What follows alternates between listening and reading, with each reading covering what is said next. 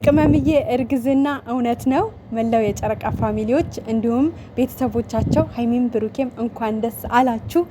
እኛ በጣም ደስ ብሎናል። እውነት ለመናገር የዛሬው ቪዲዮ እስከሚለቀቅ እርግጠኛ አልሆንም ነበር። የሆነ አላ ግማሽ ግማሽ ነበርን። ቀልድም እየመሰለን ነበረ ምናምን ነገር እውነትም እየመሰለን ነበርና የምር እውነት ለመናገር እኔ አሁን በጣም ደስ ብሎኛል። በጣም ከምነግራችሁ በላይ ምክንያቱም እርግዝናው እውነት ነው። ያው እንዳያችሁት አልትራሳውንድ ተነስታለች። ነገር ግን ዶክተር እንዳለችው ከሆነ ገና ነው ማለት ለአልትራሳውንድ ገና ነው፣ በደንብ አያሳይም።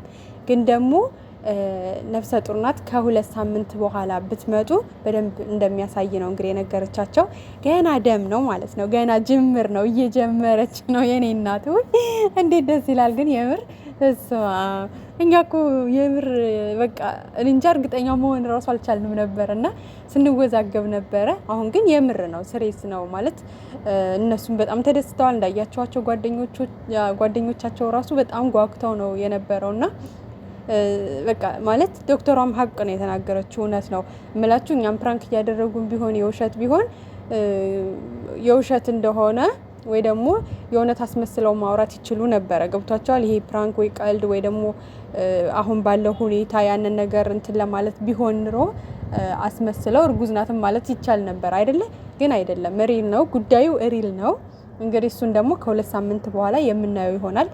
ዶክተሯም እንዳለችው ከሆነ 1 ወር ከሞላው በኋላ በደንብ አልትራሳውንድ ላይ ያሳያል። አሁን ግን ገና ነው እና ያው የምርመራ እርግዝናዋ እንደውም 2 ጊዜ ነው ቼክ ያደረጉ። እነሱም ራሱ አላመኑም መሰለኝ። ይሄ ቴስት ማድረጊው የለም በሱ ሁለት ቴስት ነው ያደረጉት። 2 ጊዜም ሁለት ቀይ ነው ያበራላቸው ማለት ነው። ስለዚህ ቅመምዬ በስነ ስርዓቱ እርጉዝ ናት። ግን ደግሞ ገና የ2 ሳምንት ወይ ደግሞ ከ1 ሳምንት ብቻ የ10 ቀን ከዛም በላይ እንደዛ አይነት ነገር ላይ ናት እና በቃ ምን አለፋችሁ ከልደቷ ጀምሮ የመጣ እርግዝና እንደዛ ብላችሁ ያዙት ማለት ነው። አረ 1 ወር አይሞላትም። በቃ የምን 1 ወር ልደቷ እኮ 1 ወር ሞላው እንዴ? ይሞላ ነው ገና። እና ለማንኛውም እንኳን ደስ አላችሁ። የምር ደስ ብሎናል በጣም።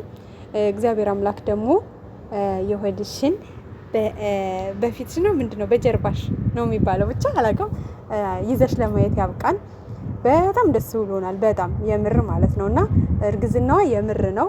እንግዲህ ጥርጣሬ ያደረባችሁ 100% እርግጠኛ መሆን ያልቻለን ብዙዎቻችን ነበርን። ይሄ ነገር እንዴት ነው ምናምን እያልን የነበረው ነው እና እርግጠኛ መሆን ትችላላችሁ። እርግዝናው እውነት ነው። እንኳን ደስ አላችሁ። እንግዲህ የምናየው ይሆናል ማለት ከ1 ሳምንት ከ2 ሳምንት በኋላ። በእርግጥ እሷ ላይም የሆነ የሚታይ ነገር አለ አይደለም? ትንሽ ወፈርም ብላለች አለ አይደለ? ትንሽ የቆየች ደግሞ የሆነ የእርግዝና ስሜት ያለው ሰው እርጉዝ የሆነ ሰው እኮ በደንብ እንደዚሁ ያስታውቃል አይደል? የግዴታ ሆዱ ገፍቶ ወይ ደግሞ የግዴታ እንደዛ እስከሚሆን ራሱ አይጠበቅም። ምልክቶች የሚያሳዩ አሉ። ለምሳሌ የማስታወክ የፊት የሆነ አለ አይደለ? ብዙ ነገር ብዙ ምልክቶች ይታያሉ እና እንደዚህ ለሰው ራሱ ለተመልካች የሚታዩ ብዙ ምልክቶች አሉና ቀስ እያለን የምናየው ይሆናል። እውነት ነው፣ ምንም ውሸት ነገር ያለው አይመስልም። ለማንኛውም ደግሞ እዩ ቀጥል ለለቴ ነው እንግዲህ በተራሽ ቀጥል ለበይ እንግዲህ ዛሬ ፈንድሻ እያረረች ትስቃለች የሚባለው። እዩ እንግዲህ እንዳያቸዋት እያረረች እየሳቀች ነበረ። የቅናት ልጅ ነው፣ በቅናት ነው የመጣው፣ በቅናት የተረገዘ ልጅ ነው። እንግዲህ የ2 ልጆች አባት ሊሆን ነው ምናምን ነገር እያለች ነበረ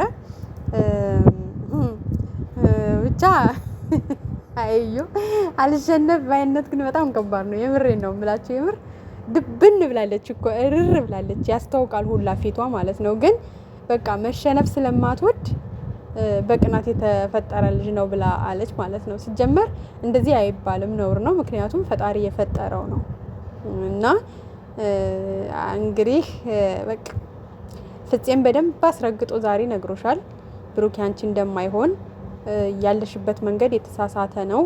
ምናልባት በተስፋ እሱ ወደ እኔ ይመለሳል ብለሽ ከሆነ ያ በፍጹም የማይሆን ነገር ነው፣ የማይታሰብም ነገር ነው።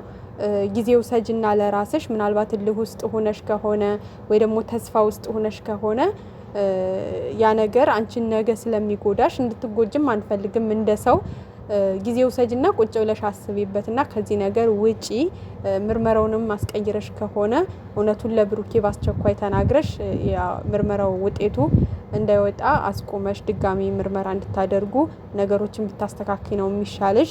እንደዛ ካልሆነ ግን ምርመራው ተቀይሮ ከሆነ ድጋሚ ምርመራ ተደርጎ የብሩክ ልጅ አይደለም ከተባለ በቃ አንቺ ከባድ ወንጀለኛ ነው የምትሆኚው። ሆስፒታሉን የሚይዘሹ ገደል ነው የምትገቢው ወይም ዶክተሮችን።